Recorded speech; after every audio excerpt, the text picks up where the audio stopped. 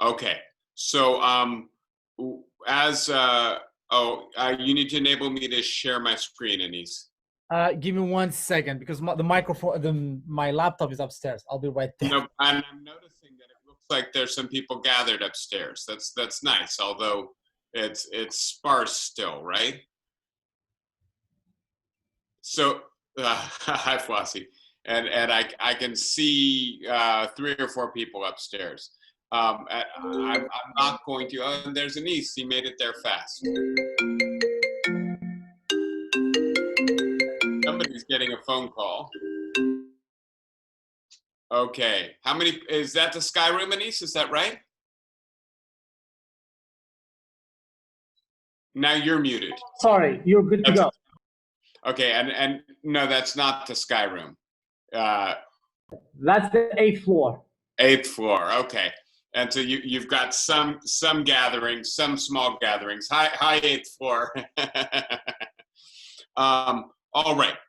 So let me get us started, and I'm gonna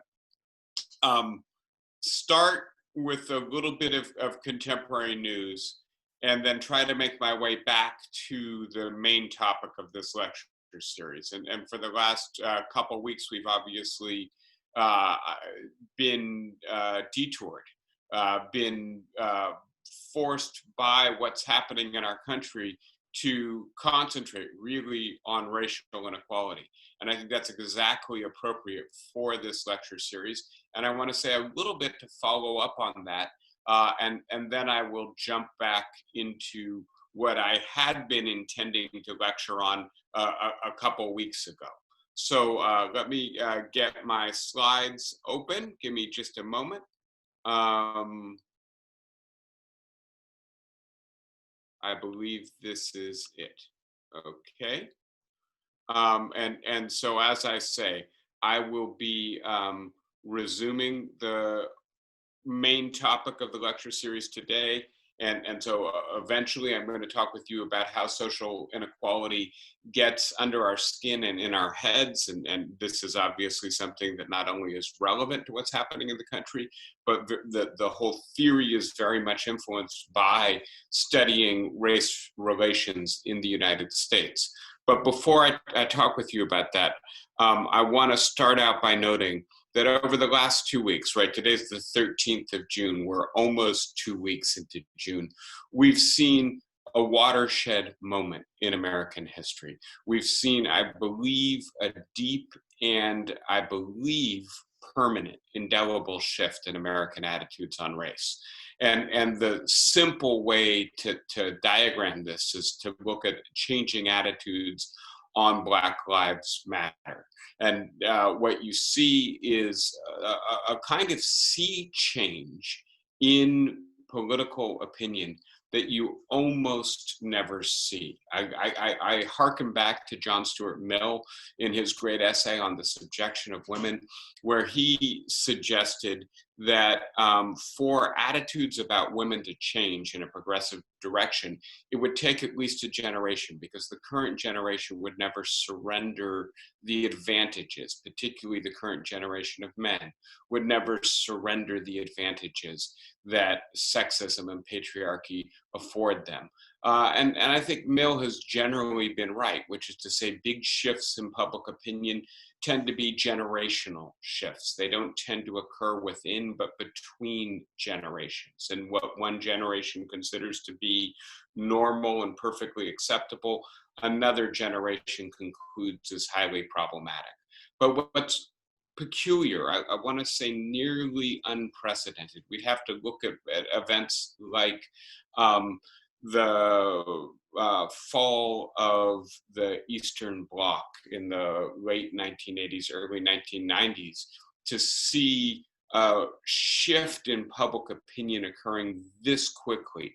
And there is a literature in political science on this, which is sometimes called the falsification of public beliefs. So if you live in a regime where it's a danger to you to say out loud what everybody privately acknowledges is true, which is that Soviet communism isn't working, once it no longer becomes a danger to you, of course, people are going to start saying their private truth out loud. They've only been publicly falsifying their beliefs. But this is not that scenario, right? This is a scenario in which, if we look at this diagram, right, matter of weeks ago, we were around the 10% more people supported than didn't support Black Lives Matter. And then just really in the last few weeks, we've seen that discrepancy go up to nearly 30%, right? 30% more people support Black Lives Matter than don't support it, right? And if you look back into quite recent history, 2018, the majority didn't support Black Lives Matter. And I don't think this is about a falsification of public beliefs. This is about attitudes shifting and shifting very rapidly. And so that's the first thing I want to note. And I want to give you a little bit of more information on this. One thing to notice, and let me start here first, is just how widespread the protests have been. I want to say this is an unprecedented scale to have this level of protest in every state in the nation, in so many cities, so many towns. I've borrowed this from a photo essay from the New York Times, which you have to look at online to really see. They literally reproduce hundreds of photos on an interactive timeline, and I highly recommend it to you. But this is just to kind of summarize the results that we've seen literally thousands of protests in cities and towns, big and small. And unlike previous Black Lives Matter protests, we've seen them be genuinely diverse in terms of the racial composition, in terms of the age and other demographic factors, and I believe in terms of the ideological spectrum as well. We have, of course, seen some pushback. And I now want to get into a little bit of the details of public opinion change. And so what you can see is that among all registered voters, the growth for support of Black Lives Matters has gone up by about 28 points in the last 2 weeks. Among Democrats, that means it's now at plus 84, right? There's many more Democrats. It's nearly universal at this point. Among independents, it's at plus 30, which is very close to the national average. But Republicans are still not supportive. They have shifted, but not all the way. And again, we do see the demographic and generational shift here. If you're a young person in this society, you're very likely to support Black Lives Matters. If you're a little bit older, still quite likely. It's only when we get into the 50 to 65 and older range, we're still seeing a considerable majority, but not the very high levels we see with younger people. And I think it's worthwhile noting, right, that the discrepancy you might expect with education isn't there. And I want to be clear about this because I think it's an important phenomenon to think about for a moment. It's actually the case that people without a college degree are slightly more supportive of Black Lives Matter than people with a college degree.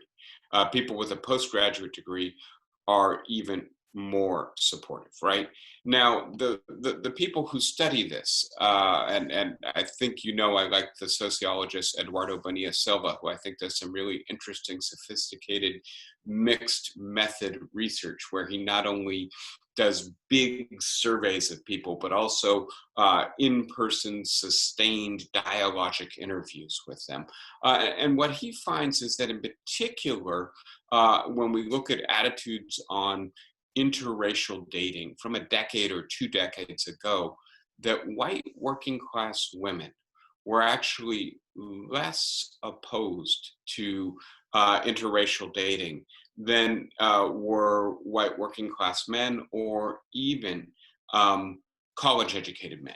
And his suggestion, and I think it's a good suggestion, is that white working class women actually have a fair bit of sympathy for African Americans because their situation is analogous to them.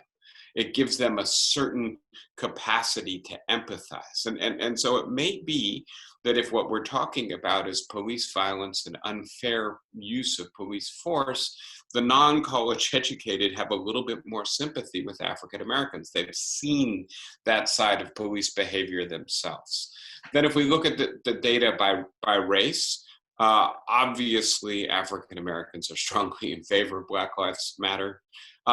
White Americans are in favor of it, though not by nearly the degree that African Americans are. Hispanics and Latinos in favor more than whites, but not as much as African Americans. And so now let me pull back from the data for a moment. Let me just see, John Campbell's offered a comment. Working class women are much more likely to be friendly with African American, I bet. And I bet that's right, that they probably work side by side with them as well. And Cynthia Estlin has done some very interesting research on the fact that the workplace in America is probably the most genuinely integrated space in the United States. And at the same time that those relationships, interracial relationships at work, tend to be more superficial, right? That the friends you make in the same race group at your workplace can become genuine friends. The interracial work buddy or work friend scenario tends not to extend outside of work. I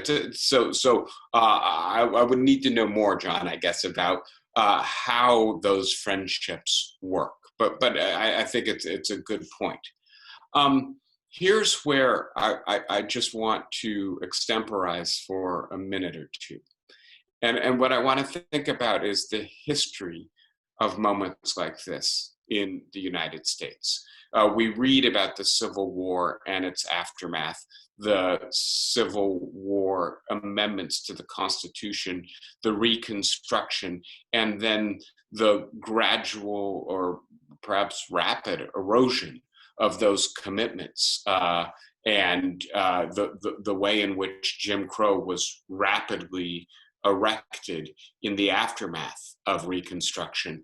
And there's a pattern there, which is to say we make an advance in terms of racial equality. And by all means, the abolition of slavery, the passing of the 13th, 14th, and 15th Amendments, the beginning of the Freedmen's Labor Bureau, right?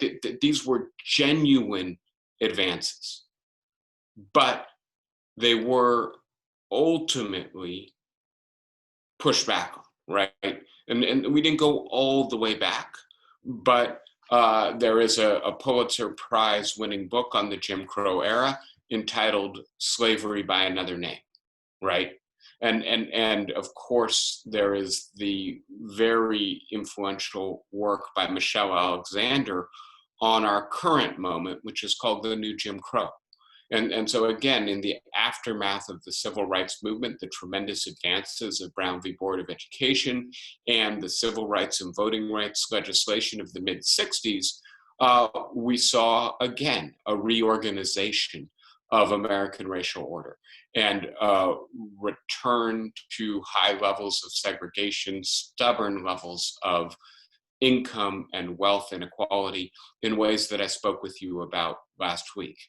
And so my question for you is, as we look at these changes in public opinion, will they produce lasting social change as well that will do something to further the agenda of racial justice beyond police reform? My argument in very simple terms with you last week was that police brutality actually sustains the current racial order in the United States, in which African Americans are treated systematically, unfairly, and unjustly. And yet, if they protest too loudly, if they don't cooperate, they are often subject to intimidation with the police as the backdrop to that intimidation, right? And so part of the way this racial order is maintained is via the threat of police violence, including lethal force. If that threat is less severe, less ubiquitous, as a result of reforms that are now being considered and hopefully will be passed in American cities, then what happens to the racial order in American society? And I want to just briefly mention what I think is a kind of dynamic here, which is that racial attitudes do change, right? And the most marked example of this is the post-civil rights change in racial attitudes, which I think is genuine and lasting, right? That became essentially socially unacceptable to be a white supremacist, hateful racist for most people in the United States. And yet that didn't lead us to focus on the ongoing reproduction of racial inequality. And in fact, it let many of us off the hook, let many of us be apathetic about racial injustice in our midst because we had done our bit. We were no longer being hateful racists. We're not complicit in the reproduction of racial inequality, except we were, right? We were failing to act politically to do anything about it. And that was enough to allow it to be reproduced. Will the change in attitude that we're seeing now change the racial order? Will the racial order change to accommodate the new attitudes about the injustice of asymmetric violence in the criminal justice system without relinquishing white privilege and advantage? I think those are the big questions to be asking in this moment. I do not have clear answers for you. I don't think, to be honest, they're fully available yet. We're in the middle, right smack dab in the middle of a very dramatic change. But I do think for those of us who are committed to racial justice, who consider ourselves to be progressives, one of the questions is, how do we build on this momentum? What kinds of policies should we be looking at beyond the policies of police reform or criminal justice reform? Can we start affordable housing reform? Can we start school zoning reform? Can we start to introduce or reintroduce more progressive taxation in order to give the state the resources that it needs to combat intergenerational transmission of poverty, right? Which is the situation of the vast majority, 70% of African Americans in our society today. And so those are the big questions that I just think this moment should lead us to be thinking about. I don't have the answers other than we need to use the momentum that this moment has generated to push an agenda of racial justice that is an ambitious, systematic agenda that is adequate to the dimensions of racial inequality that we talked about last week. Please give me one moment. It's immediately getting warm in my room. I closed the window so the noise doesn't come in from outside, but I forgot to turn the ceiling fan on. All right, so that was the initial thing I just wanted to notice from what's happening in the world right now. There is something else I want to just call your attention to briefly. Give me just a moment to get back to my screen. David? Yes. Hi. Who is this? It's Doris. Hi, Doris. Go ahead, please. I have some thoughts about your lecture last week, and I wanted to interject some thoughts that I have. about racial inequality, well, inequality as per se. And I just wanted to say, we here living in Piedmont Gardens, our composition expresses what's happened. Our composition of our population, because we have, like 95% of the population, the residents who live here are white, at least. That's approximate. And I can tell you, there are, 2 or 3 African Americans and maybe a little bit more in Asian Americans, and we don't have any Latin Americans here. So I just wanted to say that is the population, but the population that works here is exactly opposite to that population.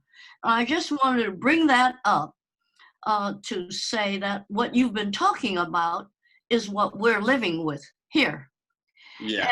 And, someone asked a question of the administration just a few days ago and asked, when will the administration have more people of color in charge? So that's a good question. My thoughts are that, for one thing, I think that the tax reform and the economic situation has to be more equal before real change can be made for the Black population and for the minority groups. I just wanted to interject those thoughts. Yeah, thank you, Doris. And those were facts hiding in plain sight, so to speak, right? I mean, we all recognize this about a community like Piedmont Gardens, and we recognize where it comes from as well, which is it's not inexpensive to live in Piedmont Gardens. Right.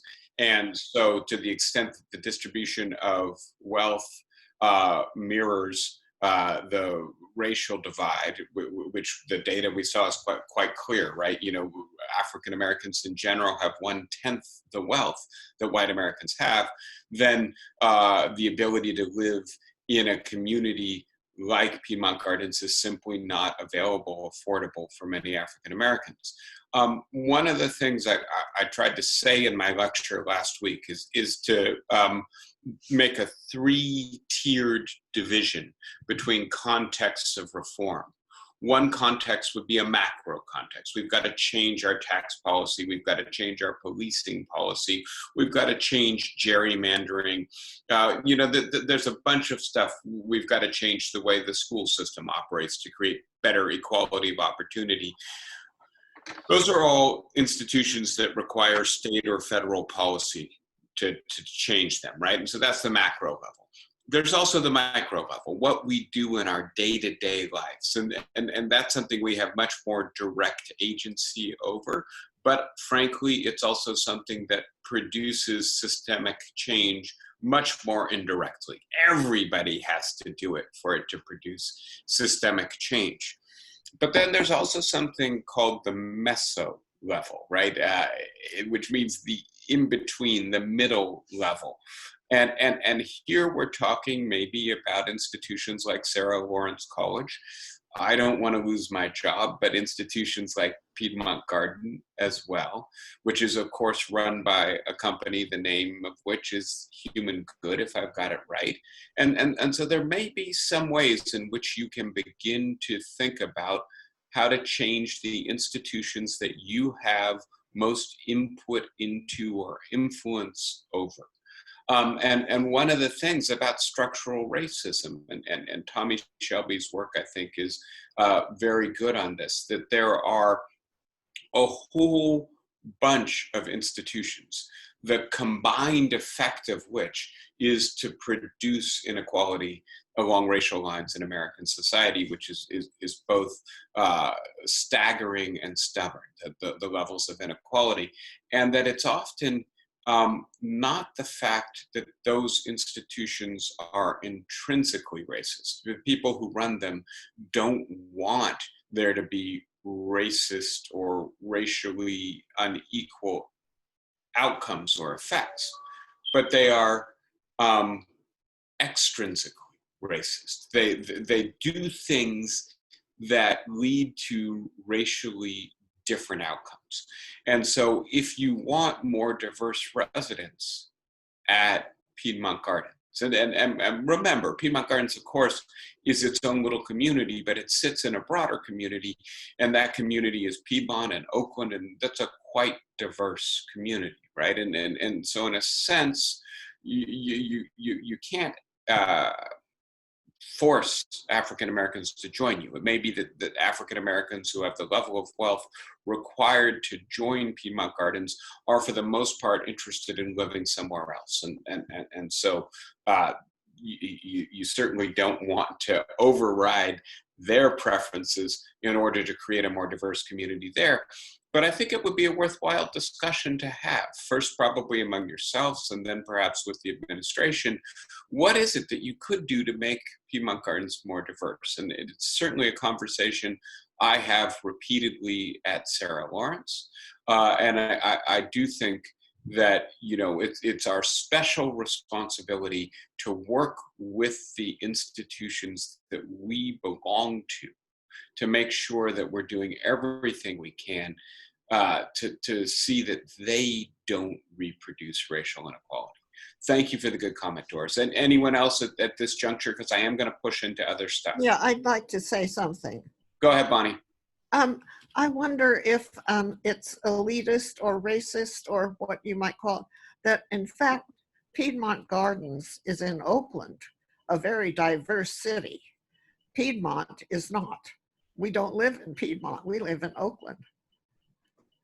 Yeah, so I'll tell you, I teach at Sarah Lawrence College, and if you write a letter to me at Sarah Lawrence College, you've got to address it to Bronxville, New York. Sarah Lawrence College is not in Bronxville. Sarah Lawrence College is in Yonkers, right? But nearly 100 years ago, they made an arrangement with the post office that their mail would be delivered by the Bronxville post office, so that you've got to write Bronxville on the envelope and they get to write Bronxville on the masthead.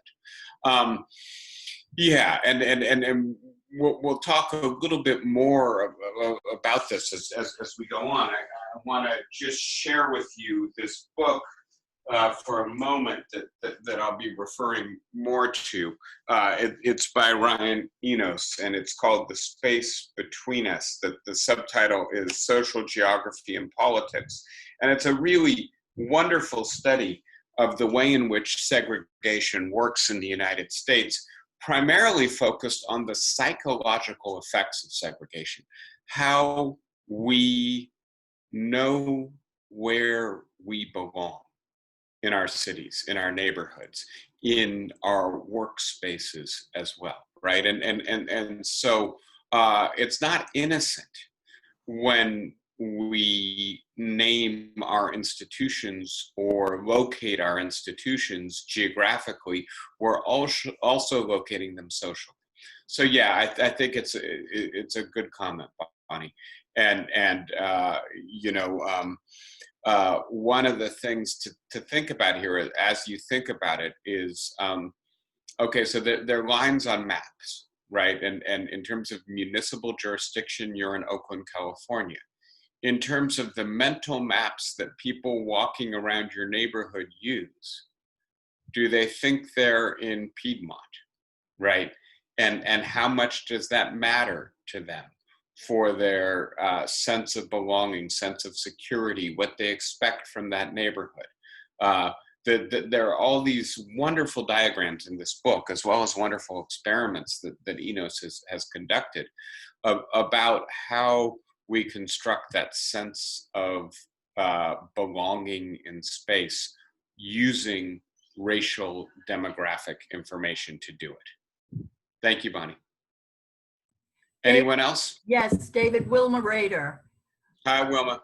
Hi. We're not going to get the change we need unless we have a change in regime at the next election, because our leader is an avowed racist, and his supporters just go along. They're not pushing back. So as long as Trump and the Republican supporters of Trump are in power, we will not get the change we need. And I agree with you, Wilma, but I want to just make it a little bit more complicated. So that's my reason for introducing this distinction between macro, micro, and meso, the highest level of institutions, the level of me and you in our everyday interaction, and that intermediate level where it might be our local government or Piedmont Garden or Sarah Lawrence College or the school we graduated from or the place we used to work or do currently work or our children work, right? Until there's a change in power. And at some point I'll be talking with you about the upcoming elections. And I think at the moment, and you know, they say a week is an eternity in politics, and we've got 5 months till the election, but it certainly does not look good for Donald Trump right now. So we can anticipate, or at least hope, that what you're saying, Wilma, may come to pass in half a year. In half a year, we may have a different president. Having said that, even if Joe Biden is the next president of the United States, what kind of change are we going to see? Even if the Democrats recapture the Senate, what kind of change are we going to see? Even if the Democrats manage to pass new civil rights legislation. And that's where I think this, you know, if the momentum that is building right now is served through the election into a new administration and a new Congress, that's what we have to hope for. Will that be enough to change things? And I think the lesson of the civil rights movement of the 1960s is that just as it's not enough to change things where we live, you need to change federal law and policy. It's not enough to change federal law and policy unless we change things where we live, right? And so right now, since Trump is our president, we have to concentrate where we live, what we can do, as well as on conserving and building that momentum and making sure that it translates into voting patterns in the 2020 national elections. But I do think that changing the president, changing the Congress by itself is not enough. It's necessary, but not sufficient. All right. So let me share one more sobering piece of information with you, and that is something else that's been happening the last couple of weeks. And this is both a public service announcement and a form of political analysis. I'm not sure that these two graphs are entirely accurate. I got them off of social media, and sometimes that is not the best place to get your information.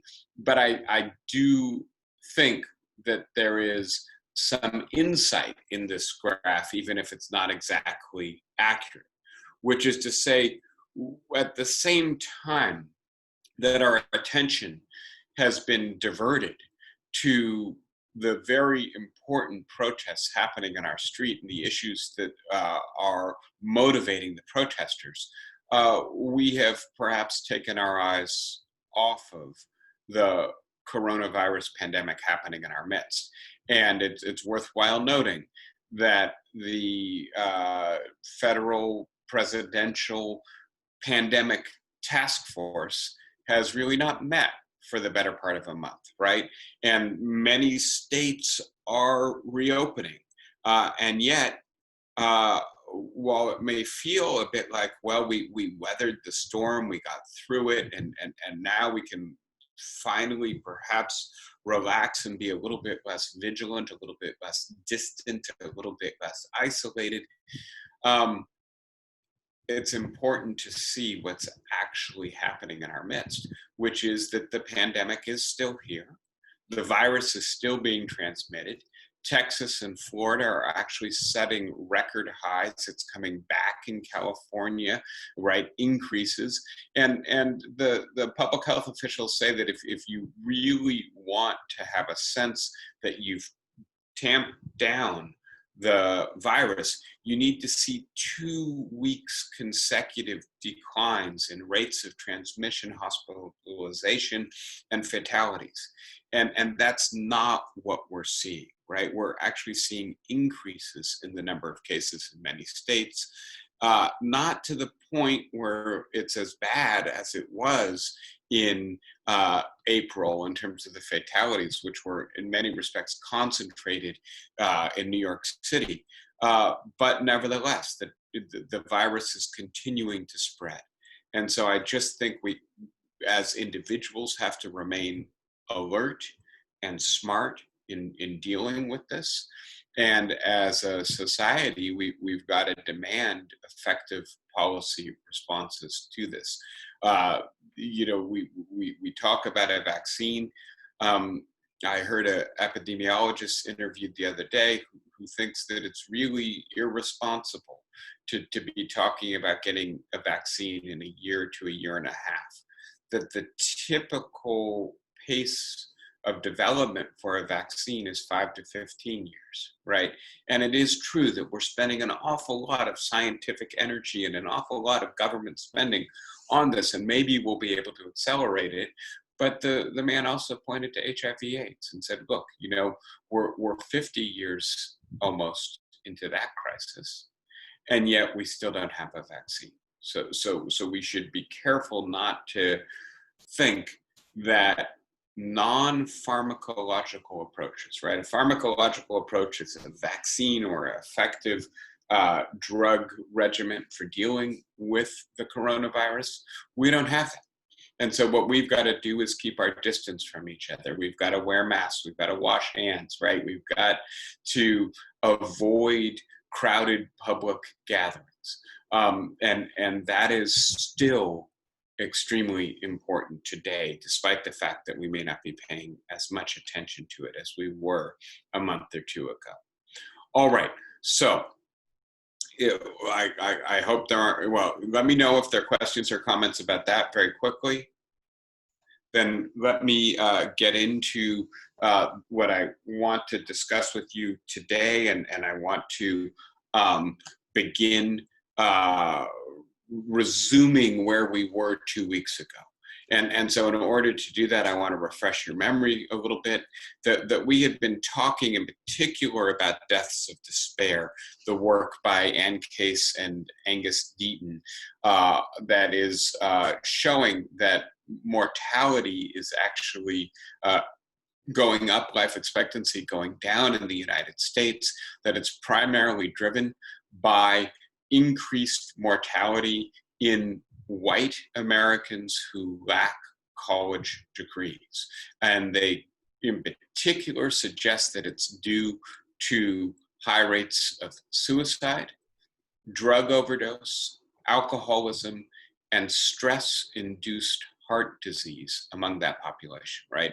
And my suggestion was, using what Case and Deaton say, that we need to broaden the focus when we think about inequality from a narrowly economic perspective into a more sociological and psychological perspective, and that we can't really understand what's going on with white Americans, white working class Americans, without understanding that, as Case and Deaton put it, the very pillar of their existence collapsed when good manufacturing jobs that secured their economic and social standing went away.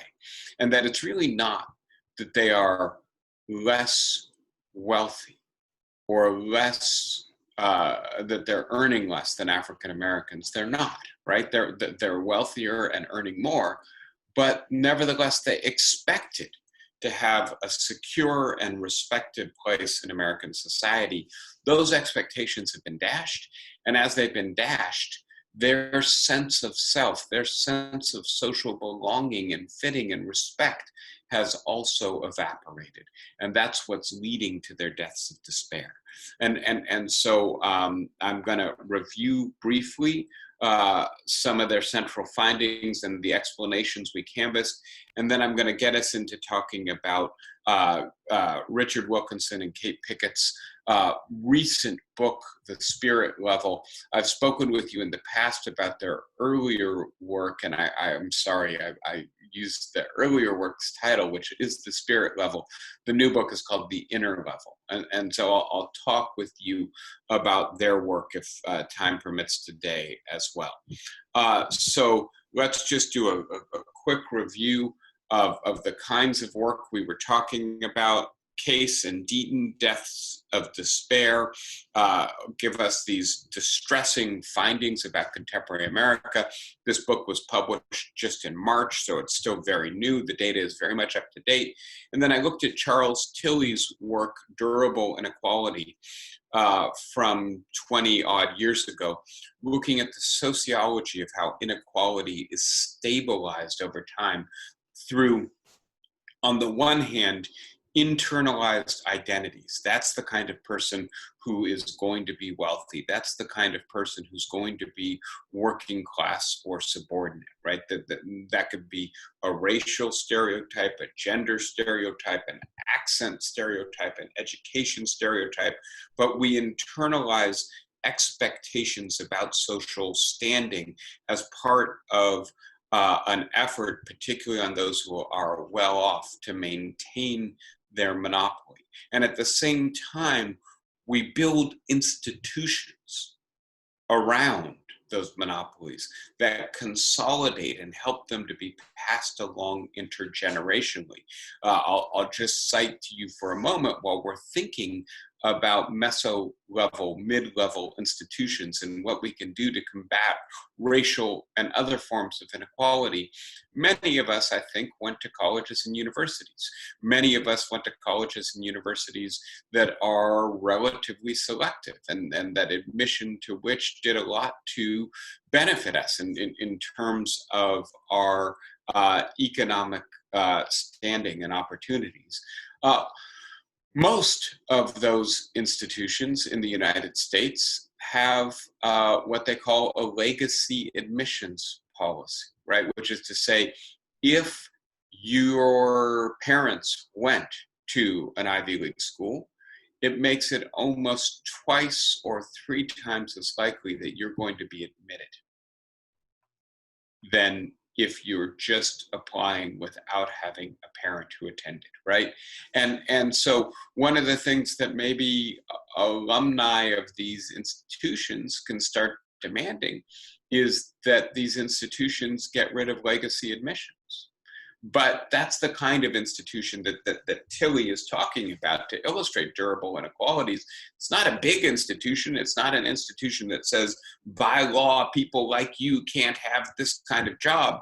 But nevertheless, when 30% of the seats at Princeton go to people whose parents graduated from Princeton, makes it a lot harder for everybody else to get into Princeton, a lot easier for those who went to Princeton to consolidate their advantage in society. And that's the kind of institution that Tilley calls our attention to.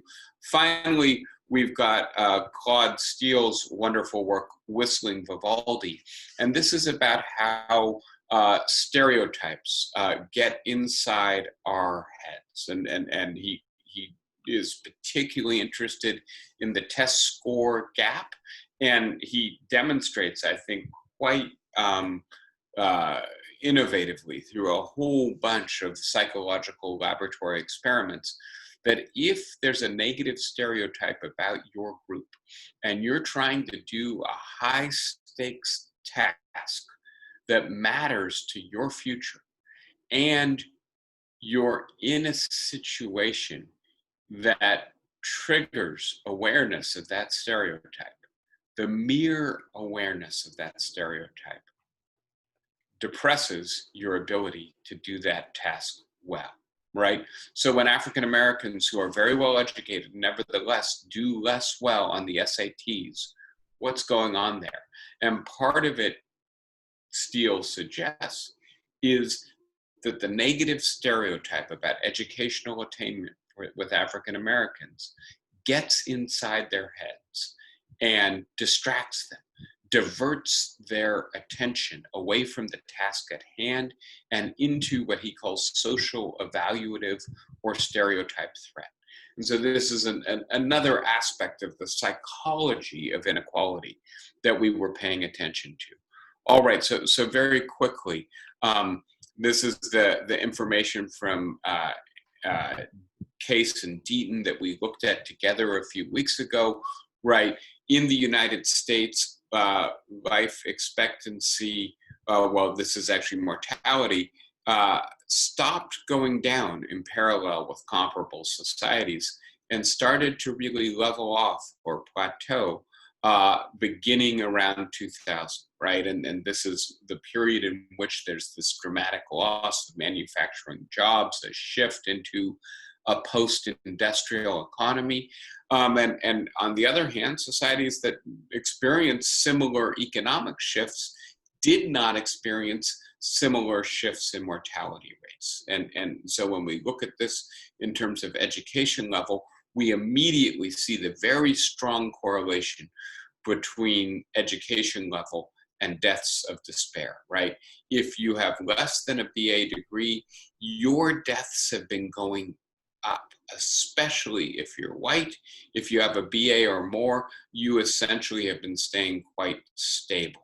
And that's due to suicide, drug, and alcohol addiction and their effects. And then there's this big racial disparity as well. African Americans have continued to see their death rate go down. White Americans have actually seen their death rate go up a little bit. And so this then speaks to the specific expectations of white working class Americans that they would remain economically stable and mobile. And in fact, they've been rendered downwardly mobile and precarious.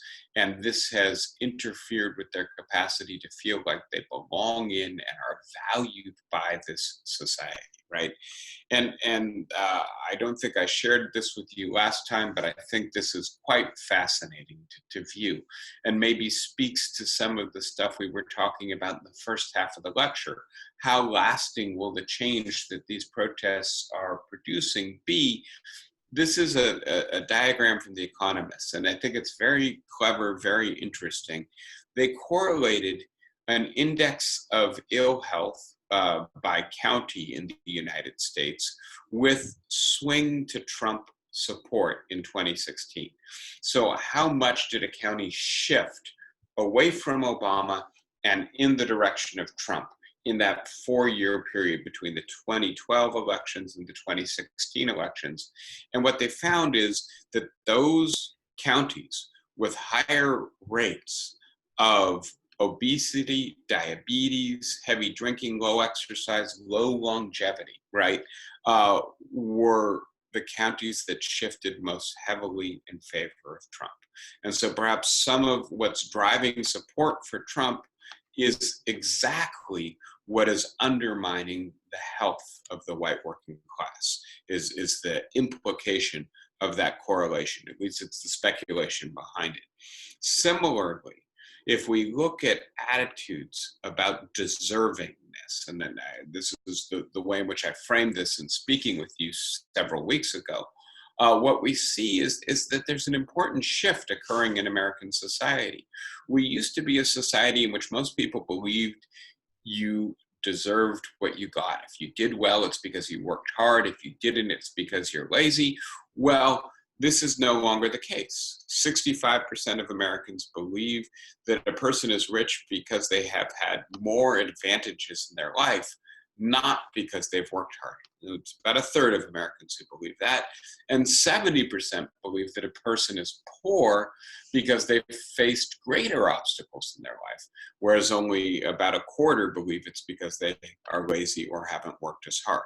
But then when we get down to Republicans, we see that this actually shifts, and in an important way. It's still the case that a majority of Republicans believe that a rich person is rich because they've worked harder.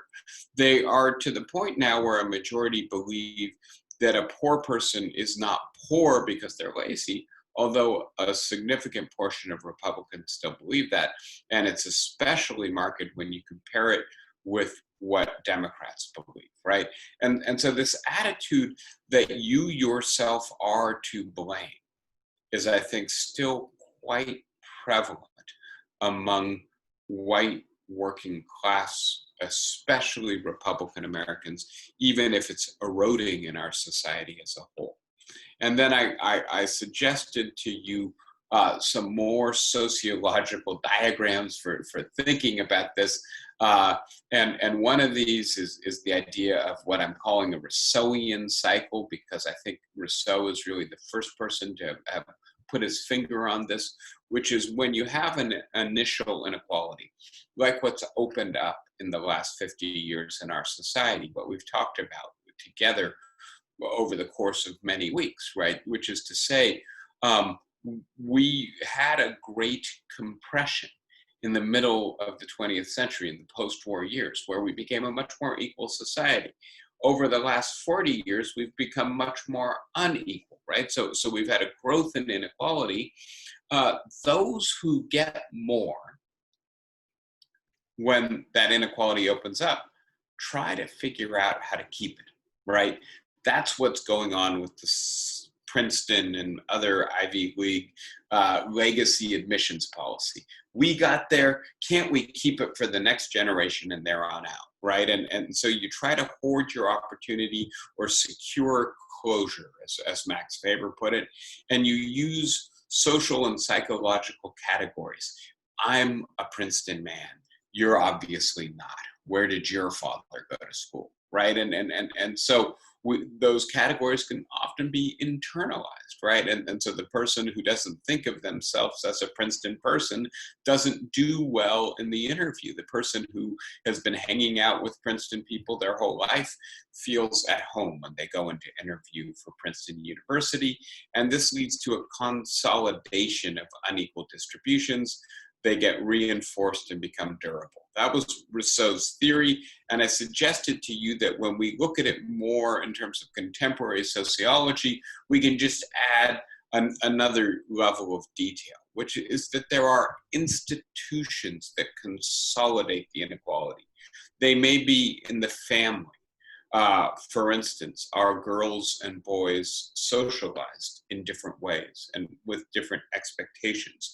They may be in the schools, right? Literally, if you're Black or white, you have access in general to very different qualities of school. We see this in the per pupil expenditure rates, which are nearly 2-to-1 in favor of white Americans. Similarly, teachers may have different expectations on white and Black kids.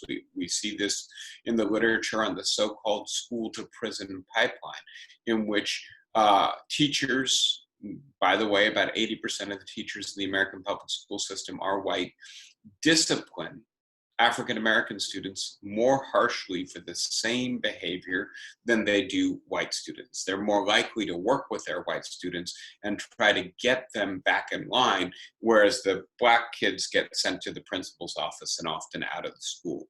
We see it in the workplace, in occupational segregation, the pink ceiling or the glass ceiling, that women and African Americans are not promoted in the same way that white Americans are. We see it in state policy like redlining. We see it in the real estate market when you steer whites and Blacks to different neighborhoods. These are all institutions, right? Some of them macro, some of them meso, some of them micro, but these are all institutions that consolidate inequality. And once they do, you then get a durable inequality, not just a temporary inequality like the initial inequality. And the worry is that this is what is happening in American society today. It's not just that we've become more unequal, but that our inequality is consolidating and being reinforced by stereotypes and institutions that are going to make it hard to overturn. The other kind of cycle is what I call the Tocquevillian cycle. And Alexis de Tocqueville, when he visited America, was so impressed with how equal American society was in the 1830s, and so nearly a century ago, right? And he suggested that we had equality in America. No landed aristocracy, lots of land available, therefore lots of social mobility. This led us to think of ourselves as equal and to demand equal treatment from our laws. This led us to then support laws that equalized us. That could be spreading of suffrage to people who don't own property. It could be inheritance laws that split property equally among all children, right? Those were Tocqueville's two big examples, and that reinforces the initial equality. And from there, I suggested, right, that we can think about a more complicated picture that integrates part of what Tocqueville was saying with part of what Rousseau was saying with the more contemporary sociological research. If we start out with equality, if we then have a normative expectation that we should get equal treatment, if then some dynamics develop, the industrial economy shifts with those jobs being outsourced and transferred overseas, and new dynamics set in that threaten equality, do we have institutions in place that are countervailing institutions that say, no, we're not going to go back to that level of inequality. We're not going to let these threatening dynamics take hold. Do we maintain and adapt those institutions to new social circumstances, to new dynamics that threaten inequality? If we do, then we may be able to preserve our equality, preserve this virtuous cycle. If we don't, then we may actually lose our equality, and these threatening dynamics may overturn equality, right? And so to be clear and to move out of the rather abstract language, part of what I'm suggesting is that this cycle, this virtuous cycle, was broken at the end of the 20th century, the beginning of the 21st century in America. It never took hold in terms of race. But for the white working class, it really did take hold in the post-war years through the 1970s. But we took our eyes off the prize. And so another way to think about the current moment, white working class Americans have been rendered precarious by the transition to a post-industrial economy.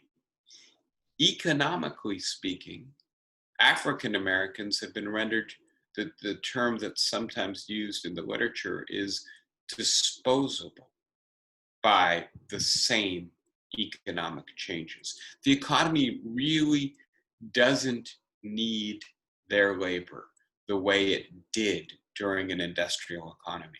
So are we going to find policies that help African Americans and the white working class? And those policies need to be quite radical, quite aggressive, to compensate for the fact that the kinds of jobs that we're promoting, white working class security, mobility, respectability, and African American mobility in the middle of the 20th century, those economic conditions are gone. And I don't think they're going to come back. So this moment in the cycle, the need to come up with policies that counteract the underlying dynamics to inequality in our society, is all the more important, all the more pronounced in the current historical moment. I am going to stop there, and I have got us, I think, in the position we need to be in to transition into new topics when we get together again next week. We covered a lot today, not quite as much as I had hoped, but that's on me. We had a good discussion. I'll stop talking and leave some time now for you guys to ask whatever questions you might have. And I see I've got a number of comments in the chat bar. Let me start with those. So Ruth Campbell says, Vanjie and I are starting a new Zoom group next Saturday, June 20th at 2 p.m. called Listening to Our Stories, Race, Racism, and Ethnicity. We invite all interested to join and share our stories on this topic. Excellent, Ruth. I think that's fantastic. And I can see that I've got a number of people saying that they want to join. That's fantastic. And then Bob says to everyone on the meso level, there's a major disparity in outcomes from pregnancy between Black and white women. Outcomes when midwives are involved are much better. So support midwives. Yeah, good point, Bob. And so we have disparities on almost all health metrics in the United States, and some of the survivability data in poor inner city areas from pregnancy, frankly, look more like the developing world than the developed world, right? And so it's shocking and really completely unacceptable. And yeah, support midwives, support what you might call health justice, which is to say that the neighborhood you're in shouldn't matter for the ambulance response time or the fire department response time, and it shouldn't matter for your access to decent health care either, whether that's at the doctor level or the hospital level. Thank you for that, Bob. Who wants to start us out with a spoken question? Hold your space bar down and you can speak. Who is that? Hi, Bonnie. Yep. Okay. I wanted, can you hear me? Just fine, thank you. I wanted to know if you're thinking of bringing into this the case of Native Americans. Yeah, Bonnie, I'm not. You know, that all I can say is two things about that. The first is I haven't done the research, and I don't like talking with you about things that I don't know enough about, right? And so I'm not the right person to have that discussion. And the second thing to say, and you may find this ironic, I was for half a decade on the advisory committee for the Lakota People's Law Project. And so I have done some work on this. That work was primarily focused on adoption or forced relocation of children. And so when children were taken into custody by the state because of an allegation of parental abuse, they were often relocated off the reservation with white families, often well-meaning white families, although there's a profit motive for taking in a foster child as well. So all that to say, I've done some thinking and work on that topic, but that's not to do with the general form of social wealth, income inequality. Of course, Native Americans who haven't tapped into casino wealth, and that's the majority of Native Americans, are among the most disadvantaged group in our society. They're also very small as a percentage of the population, less than 1% of the population, I believe. And so they're not as much studied, and I have not studied them as much. And so I'm not in a good position to speak to the details of their situation. Thanks for the question, Bonnie. Do you have further thoughts on it? No. Okay. No, I don't. I have a question. Go ahead. Hi. Is that Doris It's again? Doris. Yeah. Okay. Well, you know, I want to be able to look ahead. And I've always thought of America as having pioneering spirit and starting, you know, with industrialization. But we're going into automation, or we have gone already. And we have this huge labor force that was accustomed to working. Now you can talk. Oh, okay. So That's where, hello? Yeah, sorry. go ahead. We're getting a little background noise. So where are all these people going to be working? How will they work? How will they fit into the new economic order? Yeah, great question and Come on, important David. observation. And so there's a new book out, Oxford economist, called A World Without Work. I don't think that that's quite right, but I do think that we have worked for a long time on the assumption of a full employment economy, which is to say that everybody who wants to get a job can get a job, right? And what we're seeing, particularly in the current moment, where we've got this steep contraction as a result of the coronavirus, but really that's just accelerating what were long-term trends to an insufficient supply of good jobs. And so let's be clear, the gig economy has created a lot of jobs. There are a lot of jobs for Uber drivers when it's not a coronavirus. There are a lot of jobs for Amazon fulfillment center workers, but they're not good jobs. They're not jobs with benefits. They're not Yeah, jobs that's true. that give you a stable sense of community. They don't, in fact, often allow you to pay the rent in the neighborhood of where the job is, right? And so I don't know how much you guys take rideshare services. I have, on several occasions in the San Francisco Bay Area, coming from the airport to Richmond, taken an Uber or a Lyft, and my driver is from Sacramento, right? They drive down to San Francisco to make money, but they can't afford to live there. And so they drive back up to Sacramento or Bakersfield to be able to afford the rent, right? That's not a good job. That's not a viable job. And so there are a number of things we can do, and among them, minimum wage legislation, the kind of legislation that forces Uber and kindred companies to treat the people who work for them as employees, not as subcontractors.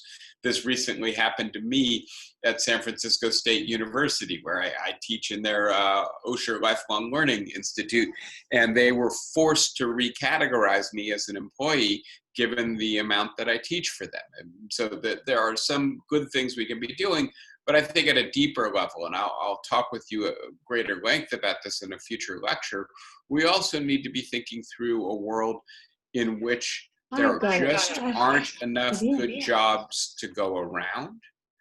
And so we have policies that address that. Universal basic income is probably the simplest of those policies, and that's something that I'll talk with you at greater length about in a future lecture. Hey, David. Yes.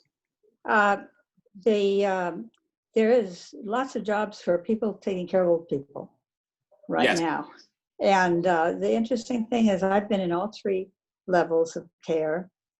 And then the people are quite Black who serve us, and they're very loving. They move slowly, they focus on us, and they're very loving. And it's really interesting to see that difference shift. And I have to ask him, what got you into this job? I just like with people, and I really want to do something for people. These are young people. These are in their 20s and 30s, Anyway. Yeah. So there's a wonderful book about this. I think I've maybe given a lecture on it, but it might have been 4 or 5 years ago to you guys. By Ai-jen Pei, and she's actually been writing a little bit. I'm sorry, Ai-jen Pu. I had to look up her name. So AJ-JEN is the first name, and then Pu, which is POO, MacArthur Fellow, very important organizer of care workers in New York City, and this wonderful book called The Age of Dignity. And you're absolutely right, which is there's a kind of paradox to this, which is the paradox of paid care labor, right? Which is to say, you can't really pay someone to care. You pay someone to do the work, but they do the work very differently if their heart is in it, or if they're just doing it for the wage, right?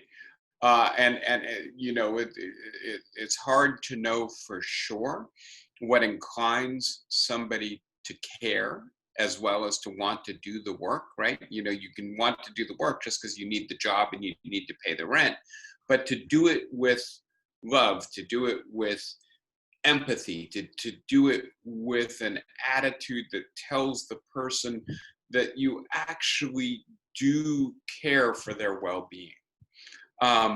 That's precious. It's extremely important.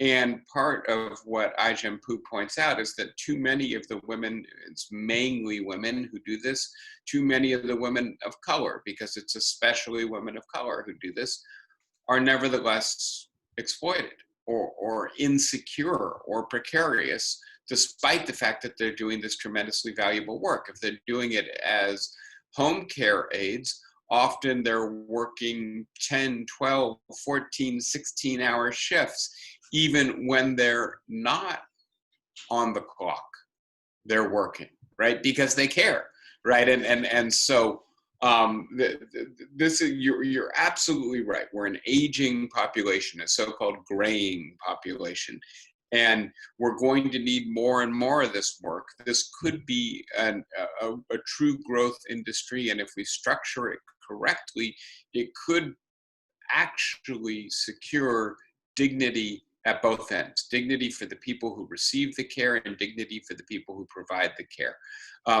That will require state subsidy and state regulation. But I think it's an important topic to be thinking about. It is a place where we need more work. Oh, Peggy, I lost you. You're muted now. Can you hold your space bar down again? Okay. All right, we got you back? No. Shoot. I still can't hear you. I don't know. Anis isn't here, is he? There. I'm here, Okay. but you can- Okay, now we Okay. can hear you. Now we can hear you. Go ahead. Okay. Well, the thing is that the people are definitely black, but they're every size and shape of black. But I could tell you almost from what countries they come from, by what place they work, what part of the place they're working. And the thing is that for the people from Africa, they're very sweet. Yeah. And that's their interest is you. And they think, they think you're funny and they think you're cute. They start calling you sweetie or something like that. Mama, I think it is the big one. Yeah, you're reminding me of the woman who takes care of my mom, who is African, and just an absolute angel. Yeah. David? All right. So anyway. Yeah, thank you. Anybody with a final comment, or should we call it a day? David, Okay. Yeah. this is Birgit. Hi, Birgit. I just had one comment that often the job also doesn't pay enough. Yeah. Living wages. And it's a difficult situation. I can speak to it from both ends. I and my stepfather pay for my mother's care, and it is hard. It's certainly expensive. And on the other hand, I think both of us feel that the women who take care of her are underpaid, and it's not a great situation. Angels. But part of the reason that they are